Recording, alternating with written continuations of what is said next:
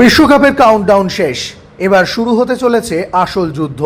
প্রস্তুতি ম্যাচ, অনুশীলন সব হিসেব নিকেশকে এখন অতীতের খাতায় তুলে রেখে এবার মাঠে নেমে নিজেদের প্রমাণ করার সময় এসে গিয়েছে।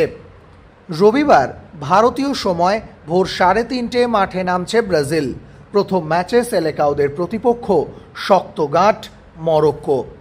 2002 সালের বিশ্বকাপ জয়ী ব্রাজিলিয়ান কিংবদন্তি ডেনিলসন ডি অলিভেইরা কিন্তু মনে করছেন ব্রাজিলদের লড়াইটা একেবারেই সহজ নয়। মরক্কোর বিরুদ্ধে মাঠে নামার আগে সাংবাদিক সম্মেলন শেষ হতেই রে স্পোর্টসের ক্যামেরায় ধরা দিলেন ব্রাজিলিয়ান কিংবদন্তি ডেনিলসন। ব্রাজিলের জন্য স্পষ্ট বার্তা দিয়ে গেলেন তিনি, যেখানে ডেনিলসন বলেন, এখনই আসল পরীক্ষা শুরু হচ্ছে। বিশ্বকাপ শুরুর আগে আমরা যা করেছি তা আর কোনো গুরুত্ব রাখে না। বিশ্বকাপ শুরু হওয়ার পরেই বোঝা যাবে ব্রাজিল আসলে কতটা প্রস্তুত এবং এই দল কত দূর যেতে পারে। ব্রাজিলকে ঘিরে প্রত্যাশার চাপ প্রসঙ্গে তিনি জানান, ব্রাজিল সবসময় ফেভারিট। এই জার্সির একটা আলাদা ওজন রয়েছে।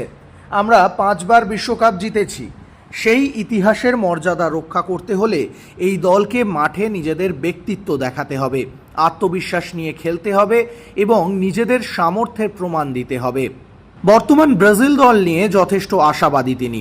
তার মতে সাম্প্রতিক সময়ের অনেক দলের তুলনায় এই ব্রাজিল আরও বেশি ভারসাম্যপূর্ণ।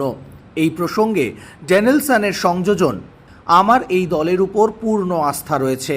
এই দলে গুণগত মান আছে, শারীরিক সক্ষমতা আছে, গতি আছে, সৃজনশীলতা আছে এবং সবচেয়ে বড় কথা ব্যক্তিত্ব আছে।